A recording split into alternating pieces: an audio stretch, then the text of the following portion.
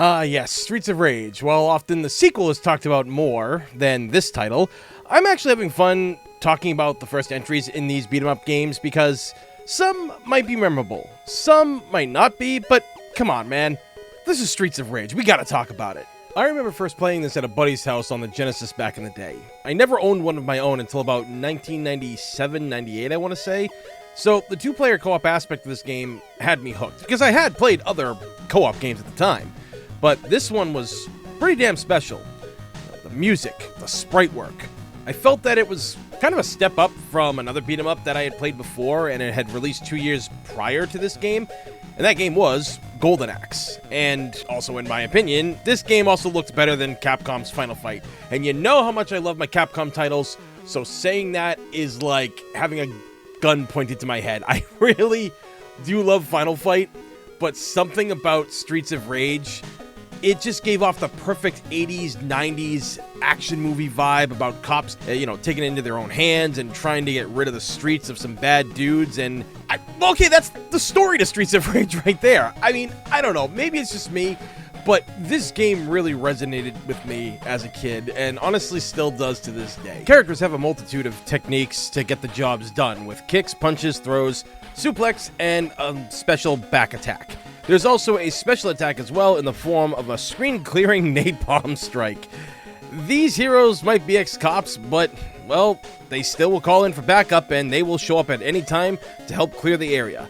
And legit, these crazy motherfuckers legit will drive up even onto a ship in the middle of the bay. I laughed at that because I actually forgot about that detail, so when I replay this, it just made me laugh so much. This game was inspired by the likes of Double Dragon and Final Fight, and you can clearly see that from the weapons you pick up and the regaining life through the use of apples or beef that you find in the trash cans. Yummy! The three characters that you choose from are amazing and all fun to play, and, well, they all are various different types. Axel being the all-around type, Adam being the bruiser of the group, and fan favorite Blaze being the speed character. Now, if there's anything actually bad about this game, is probably the brutality of the game on its difficulty setting. You see, you get pretty swarmed easily, and without dedicated power to help you out of a jam, like in a lot of beat-em-up games would have you do, your life can drain pretty fast, and it doesn't help that even with a character like Blaze who is speedy and has pretty good mobility, you still feel like you're running through molasses at times. And, well, with how enemies get around you, well, you can get overwhelmed pretty damn easily. And, yeah, even with two players, it's a little bit easier, but the struggle is still there. And I know it's an older game, but I kind of feel that because they worked on something like Golden Axe before, I feel that this game should have been a little bit better with its controls, something that obviously in later titles does improve upon. Overall, I still say try this game despite its movements and the other issues that I talked about, because it's still a fun game, and if you're looking for that sweet 90s nostalgia to be hooked into you, well, then don't sleep on playing the original Streets of Rage. Well, here it is, folks. One of the most interesting beat-em-ups I've ever played, and if you've played it, you probably know where I'm going with this. A lot of Spider-Man games had it pretty rough in the early years, and many saying that this was one of the best ones until that really famous PS1 Spider-Man game dropped, and honestly, well, this title is... yeah. Look, there is a lot to love about this, because this is the first game to adapt a comic story, and even better, they animated the panels from the comics for the game, and as someone who's read Maximum Carnage, I can say they did a pretty damn good job at connecting the two. The game has you playing as Spider-Man and Venom in various parts. Spider-Man being faster and smaller than Venom gives him an advantage, but Venom's size and power makes it something that both helps and hurts him that, well, makes him a pretty easy target in this game. Something you really do not want. Along the way, the duo teams up with other heroes such as Black Cat, Iron Fist, Deathlock, Captain America, and more. And what's nifty is, these heroes actually play different depending on which of the two main characters you play as. So, Iron Fist, when being used by Venom, has a kick attack, whereas Spider-Man, well, Iron Fist comes in and heals him with his chi. So, I guess it kind of just depends on which style works best for you. Now, as much as I love this game, from its graphics, its music, and its gameplay at times, I gotta say, it's really rough. One level has you fighting a creature inside the Fantastic Four's hideout, and this thing has so much health, and, well, it can tank your heroes very easily. I know how to beat it, and you're seeing it on screen and how you do it, but it's incredibly tedious. There is no other way that I have found to beat this guy other than the way that I'm showing you on screen. Also, the boss characters are beyond brutal. If you get 2 of them on screen, your life bar is going to nosedive faster than Tony Montana into a pile of white powder, let me tell you. Stock up on those allies because thankfully most of them can flatten the bosses in one hit. You'll find lives and continues hidden throughout the early levels, so really crawl and swing around and try to find them because you're going to need them. And when you're out of continues, well, you are shit out of luck and have to start all over. Yeah, there is no password system in this or any other way to continue because it boots you back all the way to the beginning of the game, making this game more frustrating than it needs to be. Hell, even the normal enemies can get brutal as some areas they just keep coming and they have range on their attacks and, well, yeah. And also, before I forget to talk about this, because I meant to say it earlier, this game doesn't have a co-op mode. I think beat-em-ups, honestly, are the games that need those the most because, well, they're more fun with more people. But for whatever reason, this game only allows for 1 player.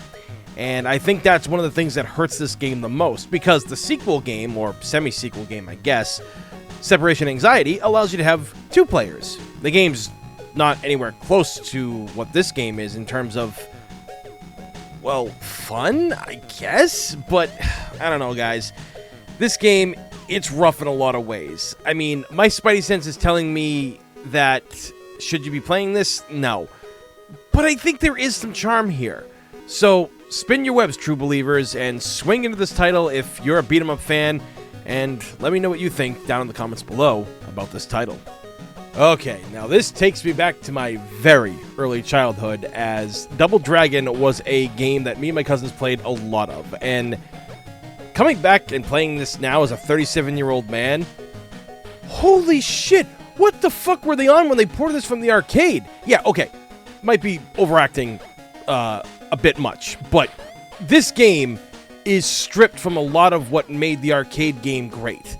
You know, it lacks a proper co-op mode, and the plot has been altered, and, well, they have a Double Dragon game without the Double Dragons. Yeah, Billy Lee goes after a gang who kidnapped his girlfriend. Turns out in a plot twist, dun dun dun, it's his brother that's behind it. Yeah, okay, so it's the NES era of porting from arcades, and it wasn't exactly easy to do back then, and they had to do what they had to do to change things up.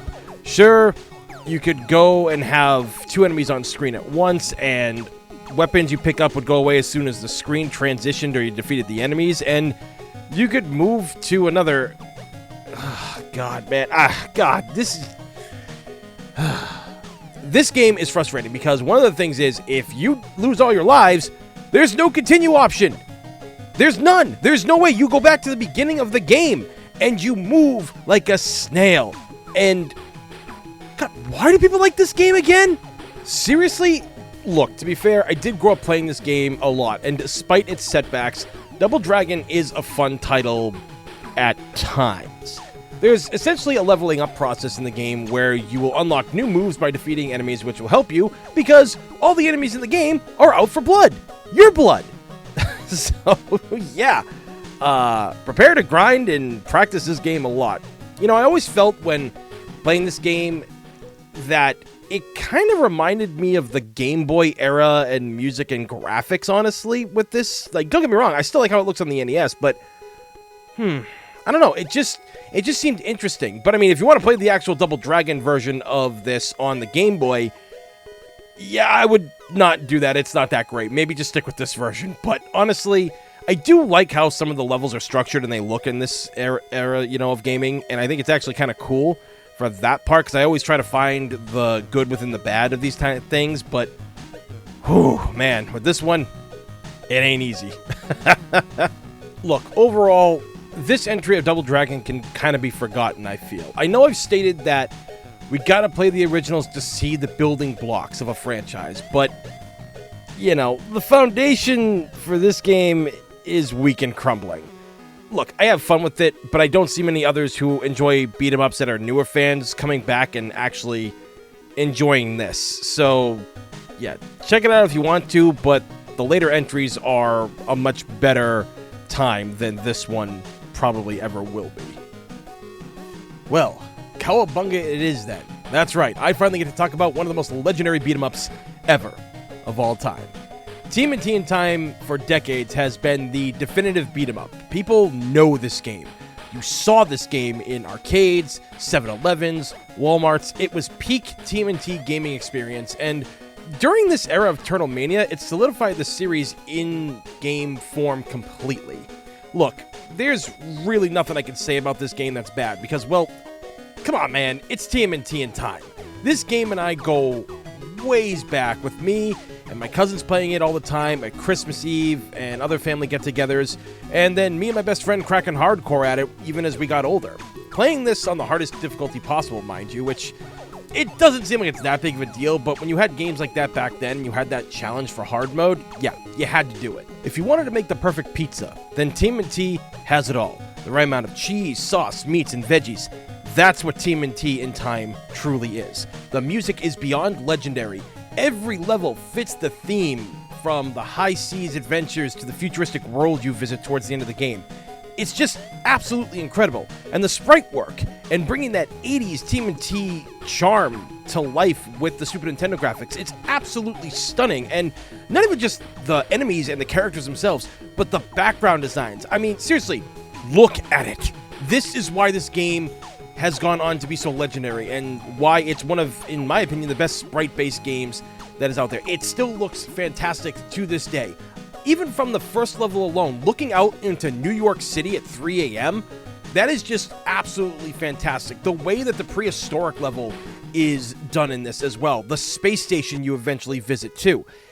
I can't gush about this anymore. This game is legendary for so many reasons with very little, if any, flaws. This game has everything for any TMNT fan, no matter which turtle you play as, and believe it or not, there is a difference between them. Like, Leo is the all-around character, Mikey has the best defense and strength, which is very odd to me. Donnie, of course, has the best reach of any turtle with his bow staff, and for whatever reason, Raph has the highest speed. I honestly really think they flipped him and Mikey's stats, because this difference is very weird. And speaking of differences, while this game is altered a lot from its arcade version, I honestly think this version is better. Now, don't get me wrong, enemies' toughness and their aggression have been diluted somewhat, and the arcade version could have up to 9 enemies on screen, and it also had the option for 4 players. But the Super Nintendo version only had 2. But it's still really not that big of a deal, because new bosses were added, a new Technodrome Level 2, and there's also a time trial mode and a 2-player mode where you can just go head-to-head and fight one another. This is actually kind of a cool mode and things that they've added, because I think that this is where games can be very powerful, where obviously where some things have to get taken away, as long as they add something just as fun or good, then, well, you can still enjoy the game and not feel like you're being cheated out of an arcade experience. Again, I would have loved 4 players. We had the Super Bomberman multi-tap at the time, right? I don't know why we didn't get that option. Maybe the game just couldn't handle 4 turtles on screen, but either way, it's still pretty damn awesome. Look, I can gush about this all day. TMNT in Time is the example of when the right people are on board for a project and make a game that's legacy lasts over 30 years later, and the game still controls absolutely amazing, giving you great range and mobility for the turtles to shell-shock their enemies. I'm honestly hoping this game gets a re-release in the future, because as of right now, the game in good condition goes for about $45 and more on eBay. So you could also play the one that's on one of the GameCube games, and well, that's a video for another time, but hell yeah, you can't play it anywhere else, unfortunately. I mean, well, there was that TMNT Reshelled game, but that's, again, another video for another time. But honestly, this game is truly magnificent and worth the buy. I really hope that Nintendo puts it on their Nintendo Online service that they have, where all the Super Nintendo and retro games are. But for now, this game, it's definitely worth a buy. Just to even get that jolt of 90s nostalgia at its finest, you can't go wrong with TMNT in Time. Hey guys, thanks for watching. As always, when you comment on one of my videos, it helps out big time, and also helps by giving a thumbs up and making that video and the channel be seen itself, and it also makes me know what you guys want to see here on the channel. Make sure to follow me on all my socials to keep up on my newest videos, so the links are all down below in the description. Appreciate it, guys. Until the next time, be safe and have a good one.